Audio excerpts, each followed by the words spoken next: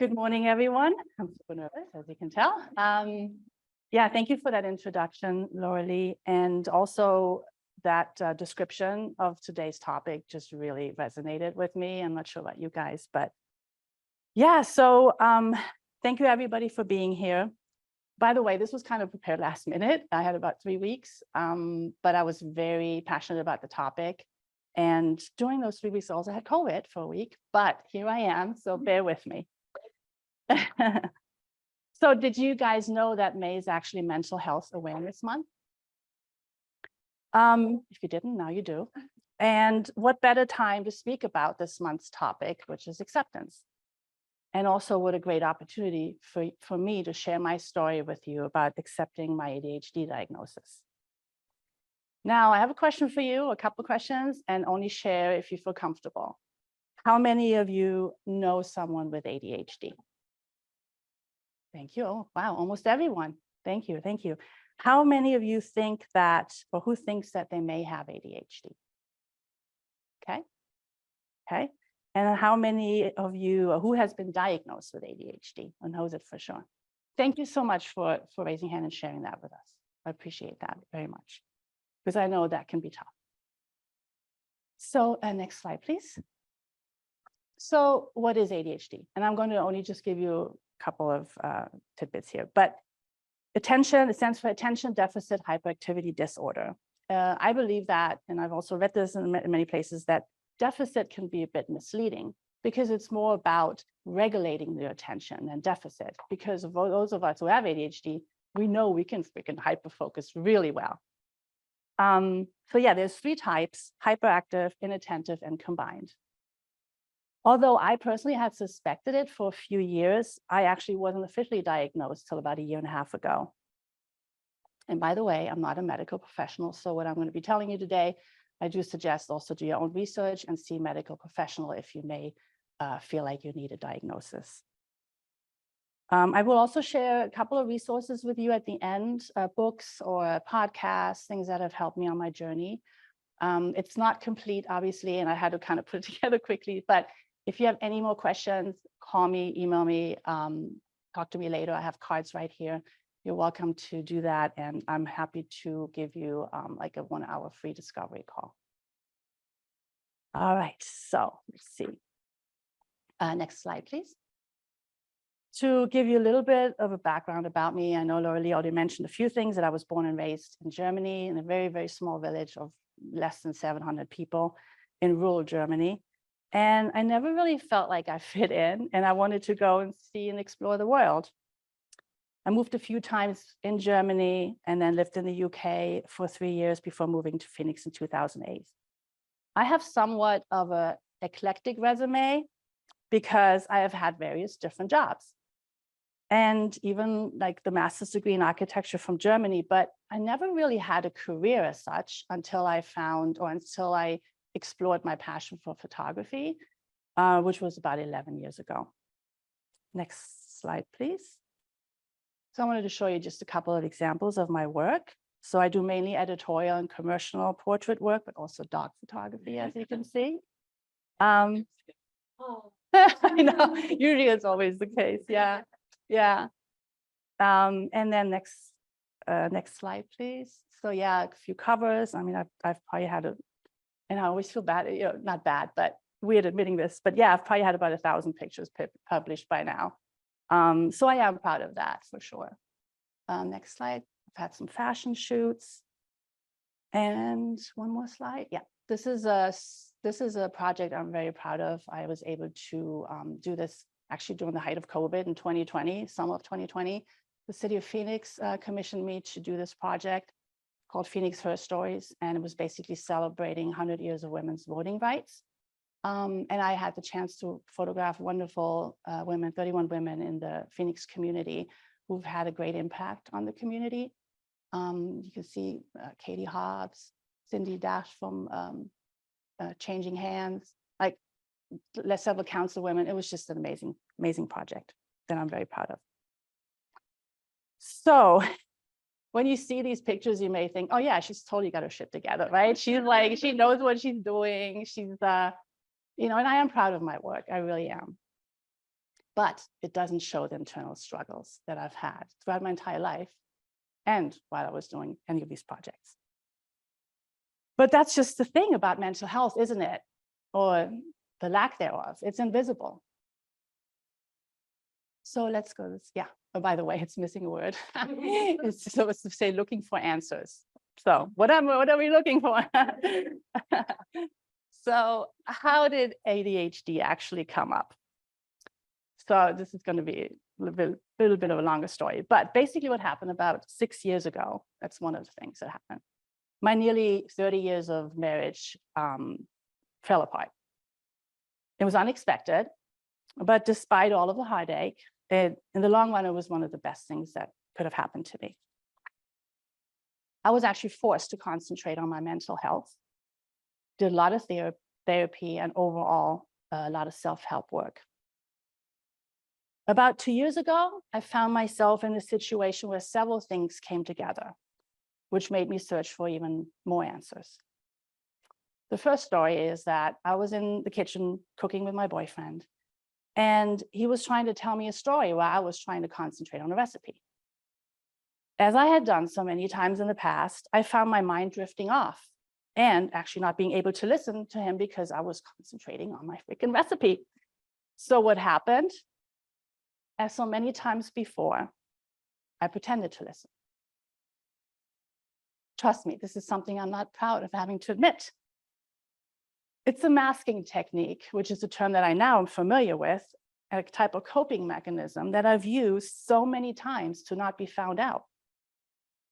To not have to admit that sometimes I have a hard time listening or concentrating too long, especially if I'm hyper-focusing on something else, or if I'm transitioning from one thing to the next. Needless to say, my now ex-boyfriend, by the way, not because of that. He called me out, and ultimately, I'm glad he did, because we had a healthy conversation about it.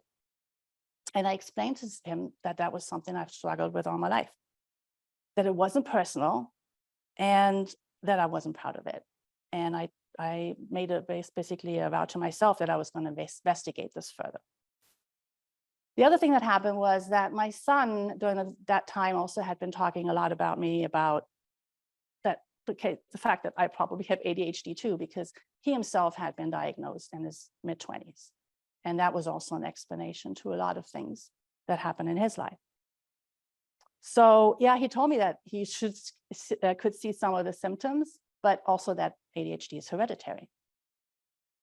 Last but not least, the other thing that happened around the same time was that I was thinking about signing up for a photography class. It would have cost me around $1,500 at the time, so not a small sum. By the way, on a side note, this wouldn't have been the first time that I signed up and spent a lot of money on a class and not use it effectively.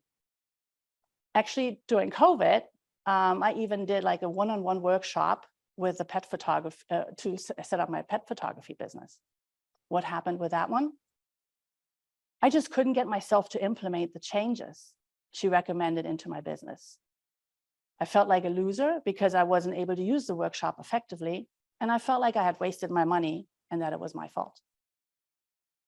So with all of these things coming together around the same time, I took a very close look at this. And I asked myself, why would I invest the time, the money and energy in yet another photography class? By the way, it's not that every photography class I've ever taken didn't have any positive effect, but it seemed like the business aspect was always difficult for me. But yeah, why would I be spending the money, energy, and time in that if ultimately this behavior and these outcomes kept on repeating themselves, like over and over again throughout my life? It was like living the movie Groundhog Day. I needed to find the root cause. So I decided to investigate the possibility of having ADHD to see if this could be the root cause for so many of my challenges and why these standard cookie cutter solutions just didn't work for me. I started researching the topic ADHD, and trust me, research is something I'm very good at. I can go down the rabbit hole very easily. Next slide, please. So I found this Facebook group called ADHD for Smartass Women. Great title, right? I remember the first night I laid in my bed and I was reading through posts and comments. I was literally laughing out loud and also crying and bawling my tears out because I totally saw myself in these women. For the first time, I felt understood. I could relate. It was such a relief. So instead of the photography class, I ended up signing up for a class with the lady, Tracy Otsuka, to be introduced and to learn more about myself, right, and ADHD. And while I was in this class, I was introduced to ADHD coaching. That really sparked my interest. Next slide, please. So that led me to ADGA.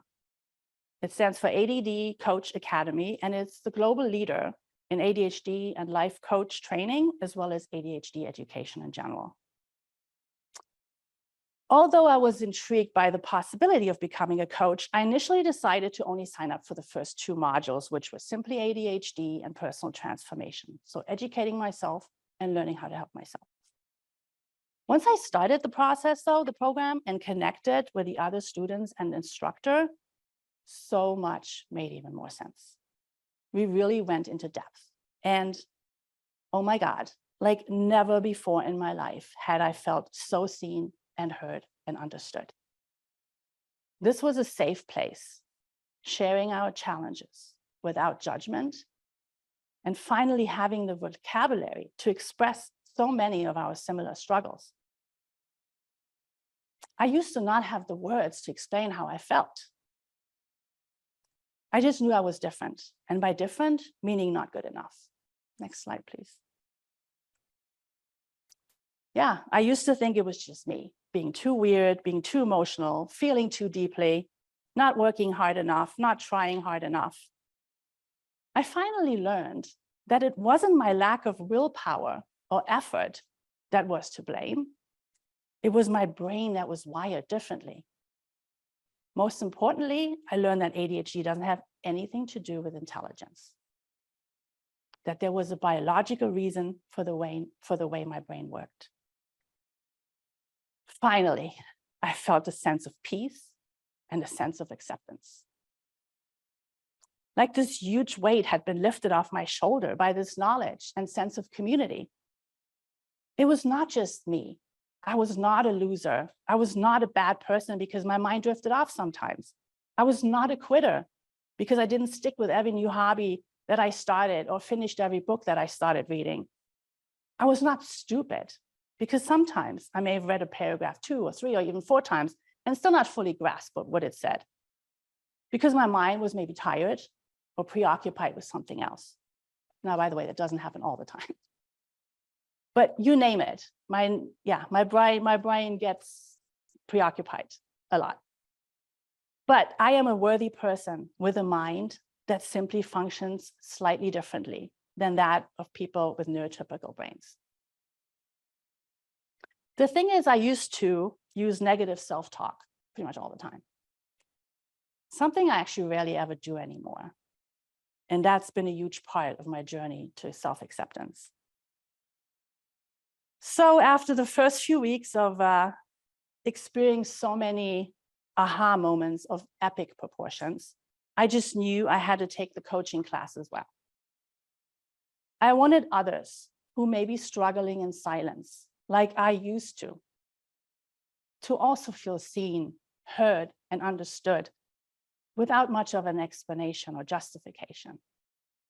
That's why I'm here today, sharing my story.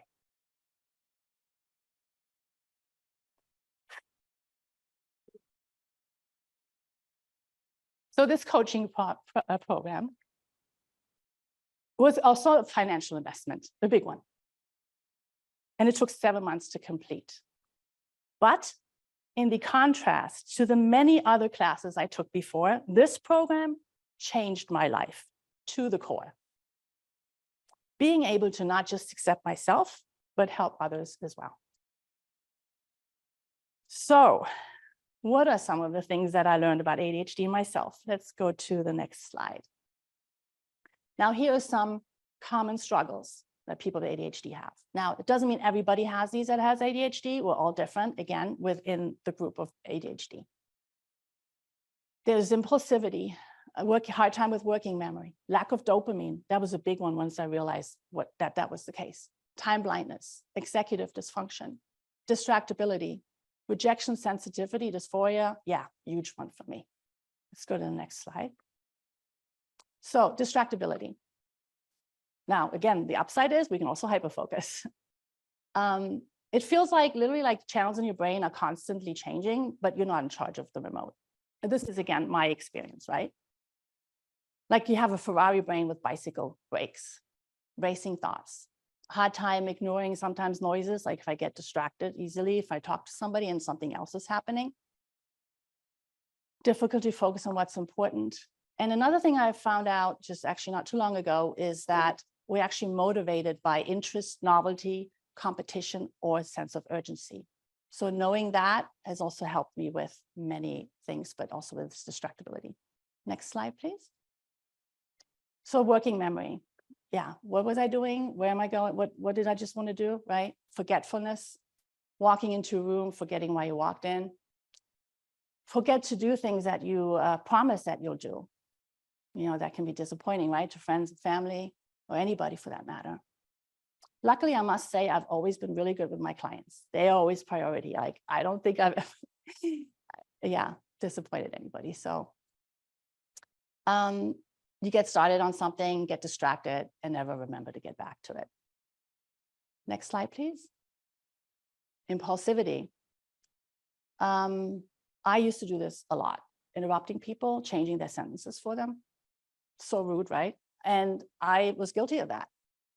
Because of this coaching class that I've been doing, I now barely ever do it anymore, because even if I do, I try to, bring myself back to, like, if I try to get distracted, because what would happen is that I would think of something to say and I'd be afraid of forgetting it. So then I'd blurt it out. And now, if it's just a regular conversation, I don't have a piece of paper, I just remind myself, this is that person talking, that's what's important.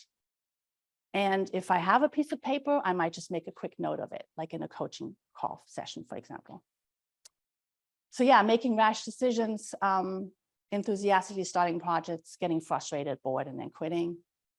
Yeah, buying stuff that I end up not using, and return window closed, and here I am stuck with it.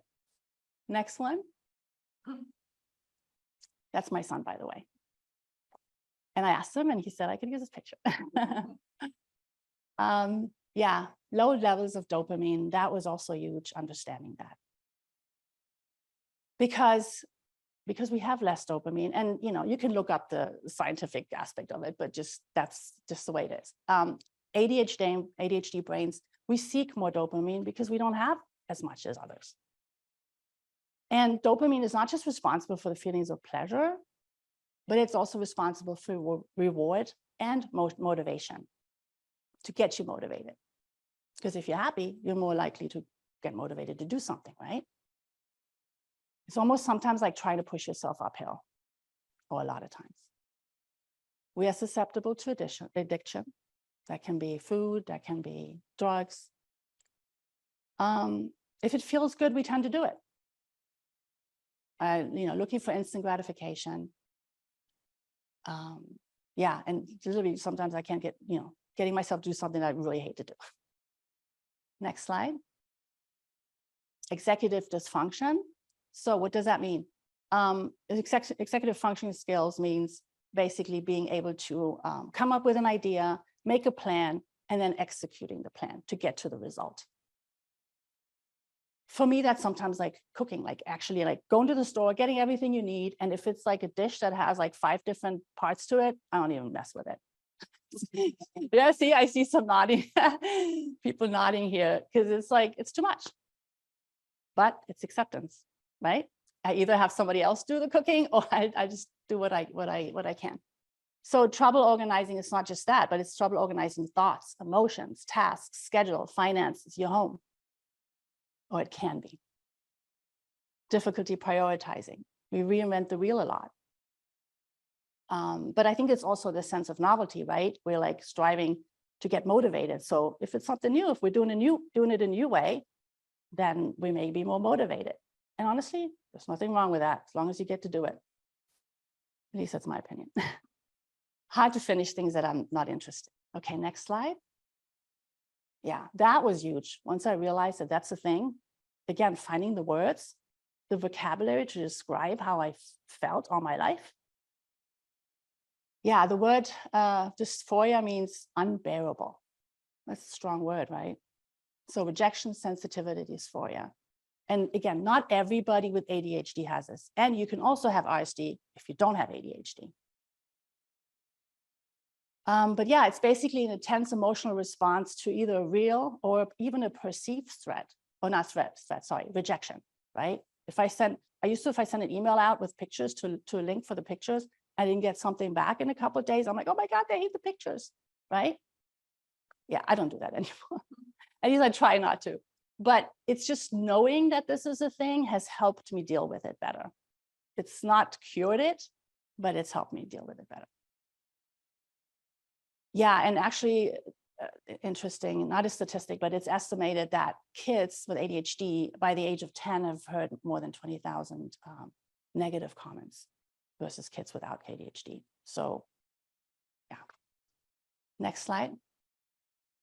Emotional dysregulation.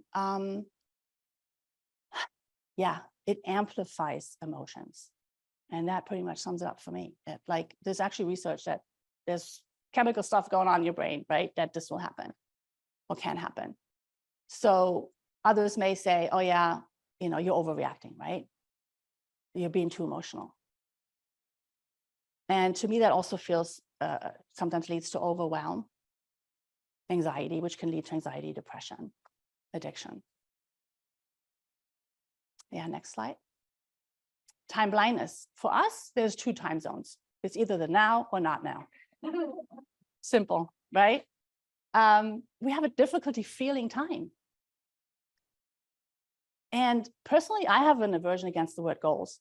It's just too far out. Like if you ask me like, what's your 5-year goal? I'm like, yeah, don't even. I used to try hard and think about, oh yeah, what am I going to say? But now I'm like, I don't know. See what life brings. And I know that that's not necessarily always helpful with the business, but acceptance. Yeah, so a hard time estimating how long something takes. Like sometimes I would be, okay, I should be leaving now. Wait, but I have 5 minutes. Let me answer this email really quick, right? And then boom, you're late. I mean, I have techniques now to where I usually am not late. I've gotten way better at it. But I mean, I just, again, see people nodding. So yeah, and then what I also tend to do is underestimate the time that something that I like will take, but overestimate the time that something that I don't want to do will take. That's something that I've realized where it's like, okay, wait, because I really want to do something, right? So I'm like, oh yeah, it's not going to take long. But if I don't want to do it, I find all the reasons why I shouldn't. Yeah, procrastination, same thing. Okay, next one. So now I've talked about all the struggles. Let's talk about the positive things, because also coaching is based on positive psychology, by the way. And it's important that it's so important, it's crucial that we accept ourselves with, sure, our maybe shortcomings, but also look at what we can achieve and what we have achieved. We ADHDers often have a very high degree of creativity and imagination. Now, feeling deeply can create just some beautiful art, right? Music, poetry, you name it. So many famous creatives have ADHD.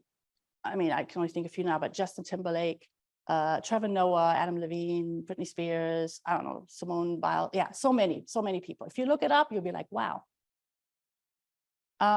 We have innovative, original ideas, right? Outside of the box thinking, yeah, we're really good at that. Because, you can't necessarily plan creativity or imagination, right? It's like stuff comes up, ideas come up. You can't sit down and plan, oh, now I'm going to have an idea. So yeah, apparently great sense of humor. I read this somewhere. Again, Trevor Noah is a great example of that. Connecting things and people. I don't know, that I feel that that's one of my strengths too, is sort of because of, again, my brain's constantly going. I'm like, oh, this person's looking for a house. I just met this real estate agent, things like that, connecting people. Oh, and we can be super passionate and enthusiastic about things or people that we really care about. And also, a fun fact, people with ADHD are 300% more likely to start their own business. For example, Walt Disney, Richard Branson, Bill Gates, Charles Schwab. So don't let it hold you back. Next slide, please. So yeah, some of you may say, well, isn't everybody a little bit ADHD? No. There are, oops, sorry, I need to take some water. I mean, you may have some of these symptoms, right, that I explained earlier, forgetfulness, working memory, but those things may also have other root cause. But the difference with having ADHD is that we struggle chronically, basically. There may be times when you don't have such a hard time, or you don't deal with, when I say struggle, not everybody looks at it as a struggle, by the way, but, or difficulties. Now, you may not have this all the time. Sometimes the symptoms are worse, sometimes they're better, depending on your energy, depending how you feel in general. So many aspects have an impact on that. So everybody's ADHD looks a little different, right? But again, the big thing is that we suffer from it chronically, and that your life is negatively impacted by it. One of most famous ADHD psychiatrists, Dr. Ned Hallowell, he said that one of the most telling signs of having ADHD is unexplained underachievement. So people may have the talent, like, oh, but you're so great at what you do with your photography.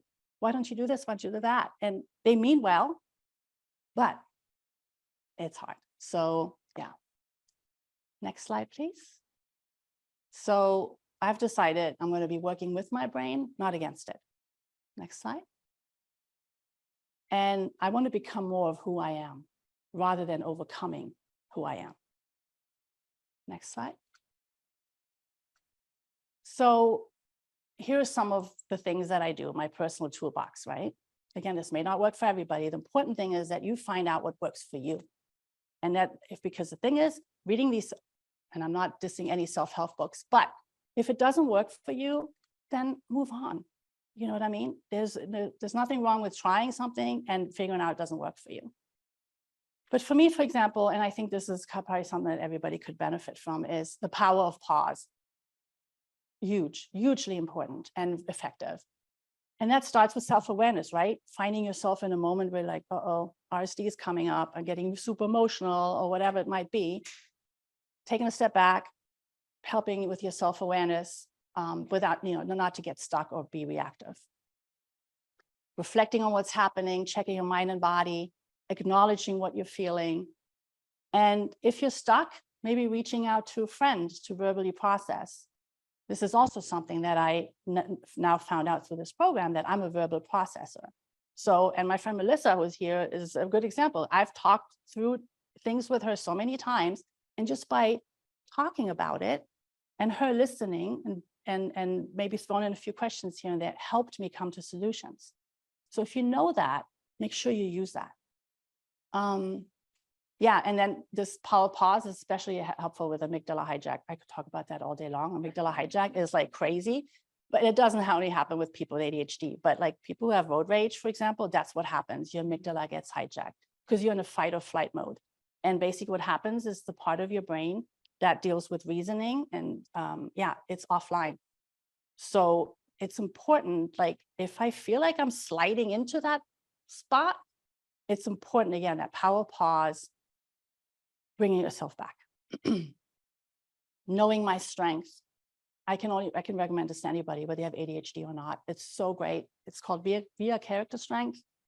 And basically I found out that love and kindness and beauty, appreciation of beauty and excellence, creativity, that those are some of my top strengths. So if I don't use these, I'm probably not going to be happy. So knowing that is very helpful. Same with values and needs. I've found out through these tests and programs that I've done that connection is one of the biggest, like my most important need. So if I don't feel connected, again, I'm probably not going to be happy. Next slide, please.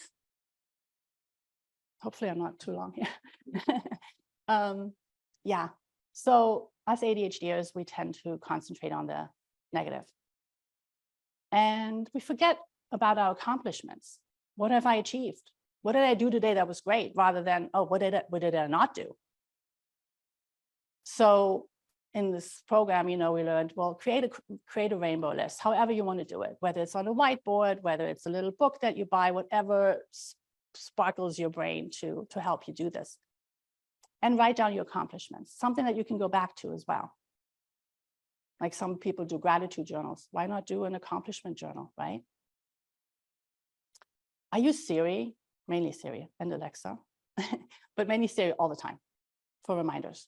Like if I'm in the middle of something, and again, my mind's racing and thinking about something else that needs to be done, rather than getting up and doing it, like doing the laundry, I'd be like, okay, hey, blah, blah, blah. I'm not going to say it. I was going to respond.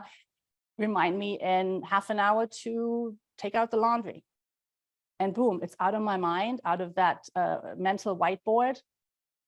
And I have, again, more mental bandwidth to put into what I'm doing. Yeah, so it's a brain download. Do not disturb on my phone. I've been using that a lot as well, obviously, especially if I'm in a coaching call. The Pomodoro technique, I'm not sure if anybody's familiar with that. Yeah, I see some nodding. Okay.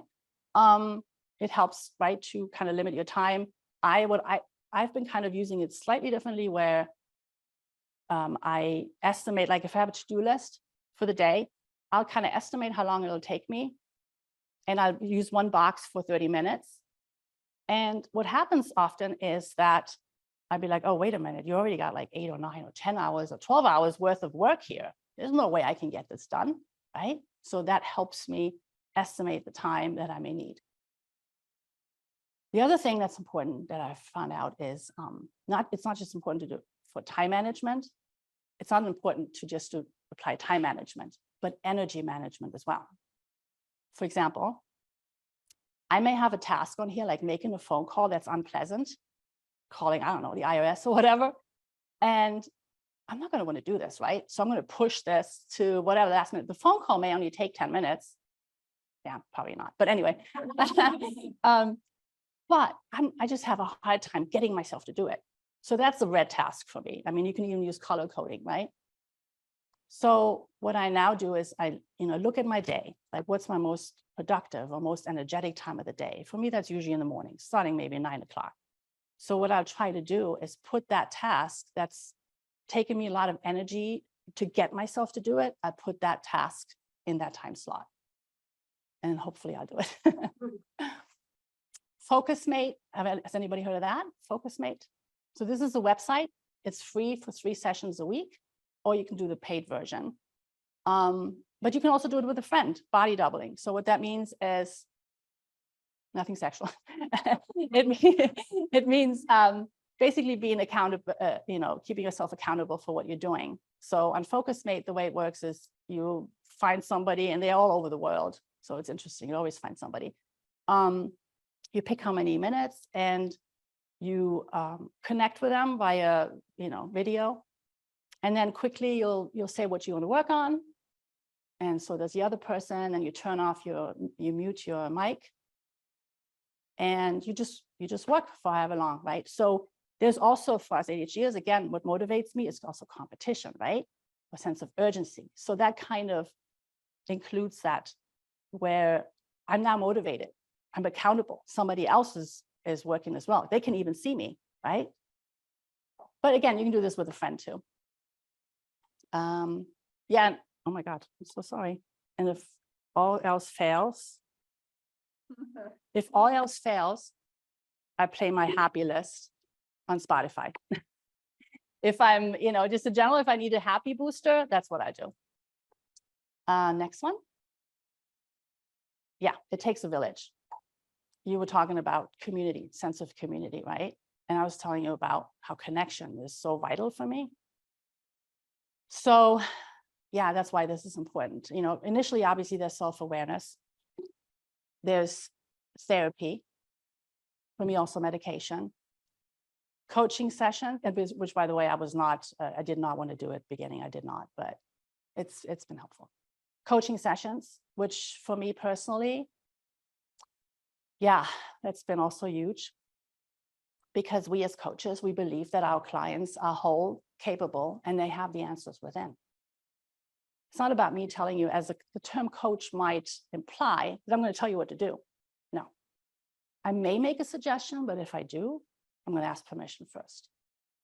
But basically what coaching does over time is, and I've again experienced this firsthand because I've met a lot of coaches now in my program and we coach each other and stuff. So, but what it does is it doesn't just help you with whatever you're working through at that time in that session, but it helps you long-term. You know, when you, over time, it builds your self-confidence. Because if you feel and you know, and you get it tickled out of you that, yeah, there's that answer, I have it within, it's just a matter of how do I get it out? I mean, I know it's done it with me. It's really raised my self-confidence, these coaching sessions. Staying connected with people and friends who get me. If I, again, maybe I'm in a moment where I'm about to dive down in that amygdala hijack black hole, I may reach out to a friend just to help me work through it. And the other thing is we tend to not ask for help. A lot of us with ADHD, we're helpful. I mean, we'll give you the shirt off our back, but we don't necessarily ask for help. Next slide, please. So I want to end with this quote by Albert Einstein, who actually is suspected to have also had ADHD. Everybody's a genius, but if you judge a fish by its ability to climb a tree, it will live its whole life believing that it's stupid. I think that was my last slide, was it? I think the resources, yeah. So, yeah, I'm standing here, you know, very vulnerable today. I don't have all the answers. I don't have all the solutions. But what I have found is acceptance. And I hope that you will find that as well if you haven't already. And these are like some of my resources, but again, I'm happy to, I have cards here as well, so you can reach out. And yeah, that's it. Thank you.